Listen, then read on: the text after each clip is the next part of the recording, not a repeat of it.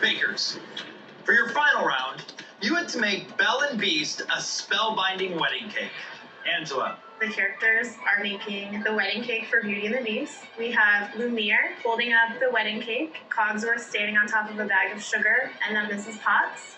We went with a chocolate mud cake. We soaked each layer with orange liqueur. There's orange marmalade in between each layer. I love the cake.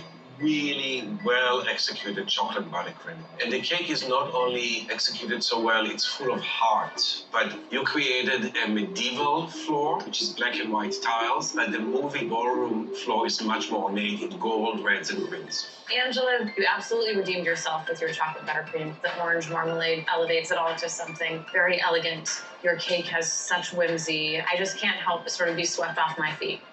I think Belle would probably be brought to tears with joy. You totally captured the emotion of these characters. It's very, very beautiful. Thank you. Angela, thank you very much. Miguel. So for our cake, I wanted to present something bigger than life. Started with the castle itself and the entrance, and Cogsworth and Mrs. Potts welcoming the guests to the party. I wanted to put Belle and Beast dancing on top of the plate that squirts from the punch bowl. I wanted to do a marble cake. It has a soft chocolate ganache whipped filling in the middle and then topped with a vanilla buttercream. Ron? The cake is moist and your chocolate buttercream filling is delightful. Your cake is gravity-defying. And what happens on the very top of it is magnificent. You gave us amazing rendition of Belle and the Beast, but the middle tier is slanted. Your cake feels to me like two different people made it. There's a whole thing going on underneath the punch, and then the top almost belongs to another person. Waylon. The flavor of your cake was a little bland, which is unfortunate because your whipped chocolate ganache is absolutely divine. Your cake has just a little too much going on for me. I love that you wanted to include all these amazing elements of the movie, but a lot of those elements and beautiful details get lost because there's just so much going on that I can't quite make sense of it. This is a very joyous cake. I especially love Belle and Beast. They're magnificent. Miguel, thank you. Elaine. So I wanted to give them a showstopper wedding cake. All of her friends helped us create this amazing wedding cake. Belle fell in love with the Beast, but she married a prince. And we wanted to show that amazing transformation. Because the rose was so iconic, we wanted to do a royal red velvet and do a very silky cream cheese with chopped up mini chocolate chips. All right, let's start with you, Waylon. The flavor of your red velvet was nice. The texture was a bit dry.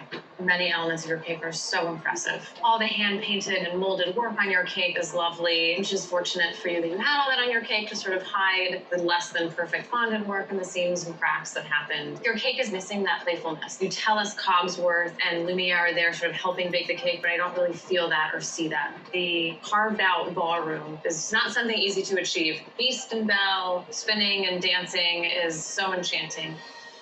Elaine, I'm so respectful of what you have delivered us that I'm sad that I have to give you any critique at all. My critique is really just details. First of all, we got American wedding cake that I personally like to eat, but you could have given us many, many layers, which are so typical for the European wedding cake. I am absolutely enamored with all the gold details, which are so stylistically accurate. But at the very top of the cake has our favorite Monsieur Lumiere and Babette, who are wonderful characters, but what are they doing on top of the wedding cake?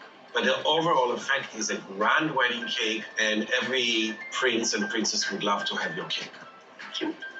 I love the entire romance of it, particularly Belle and Beast. I think it's incredibly romantic. Thank you, Elaine. Thank you.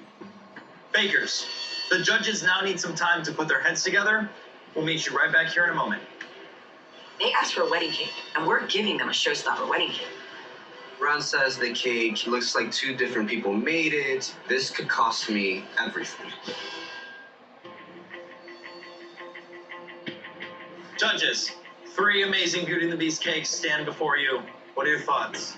I have good thoughts about all 3 cakes. Elaine gave us a romantic, Baroque-styled wedding cake with some gimmicks and twists that are very impressive, but not always executed perfectly. I love the idea that they have Belle and Beast turning around. The creativity behind having the prince and Belle and the beast and Belle, you know, spinning in this carved out ballroom that she created out of the bottom tier of her cake is really impressive and shows, you know, great skill and talent. I don't know if I would have put Lumiere and Fifi on the top, because it looks like it's a dual wedding. Giving us a dry, boring, all-American red velvet cake really just sort of fell very flat for me. Looking over here at Angela's cake, I love the story that the cake tells us. It has such life, and she set out to sort of bring the castle to life, and that's absolutely what she did. The love and life that her characters show us through their expressions is just perfect. You know who those characters are when you look at it. Angela's cake is full of heart. Everything here is handmade, with heart, with talent. I love that she gave us this sort of decadent chocolate cake and added these orange flavors and orange liqueur into it. She could have just given us a plain old chocolate cake with chocolate frosting. This is a cake that fits royalty. It does. So, why is the floor black and white tiles? The movie ballroom floor is much more ornate. It's a diner floor, diner style floor. all right, then looking at Miguel's cake, You know, to achieve that sort of splash shooting out of the top of the cake with Belle and Beast dancing is no small feat. There's so many elements of this cake that are beautiful. You know, the character work and the hand-painted stained glass is there. But I think he just needed to practice a little restraint. There's so many separate elements on the bottom. It looks like he couldn't make up his mind about the right story. The napkins and the roses look like a first grade pastry student. And then you have amazing sculpting on the very top. I'm most impressed with Belle and Beast's expressions, and the sculpting of them is perfect. But it's kind of with you. I think the style of the art at the top of it is very different than the style on the bottom. It looks like two different teams worked on the cake. Miguel's marble cake, his whipped chocolate ganache was absolutely delicious. I love the frosting. Really, really good. Miguel is very talented. judges, 3 cakes stand before you, but only one can go to the 25th anniversary for Beauty and the Beast. Do we know which one it is? I think we know. Do we have the official Belle stamp of approval? Yes, we have All my right, approval. well, let's bring back our bakers. Bakers, in this cake-off round, we challenged you to give us the ultimate wedding cake for Belle and the Beast. In just a few moments, one of you will have your cake whisked off to Disney's celebration of the 25th anniversary of the legendary animated film Beauty and the Beast. Unfortunately, there's one baker who won't get that chance. I'm sorry.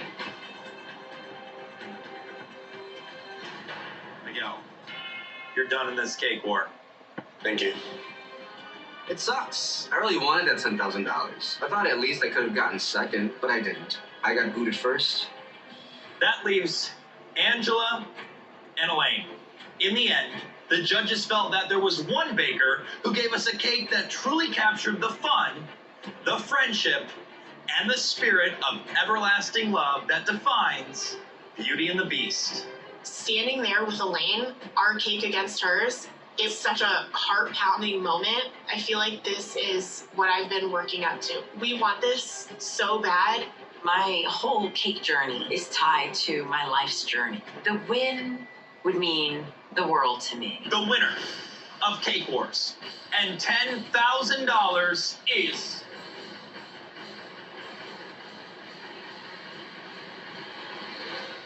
Angela. Congratulations, you're the winner of Cake Wars. Go hug 'em. This win is so validating. I won something huge, and some of these people that I look up to, they loved my stuff enough to crown me the winner.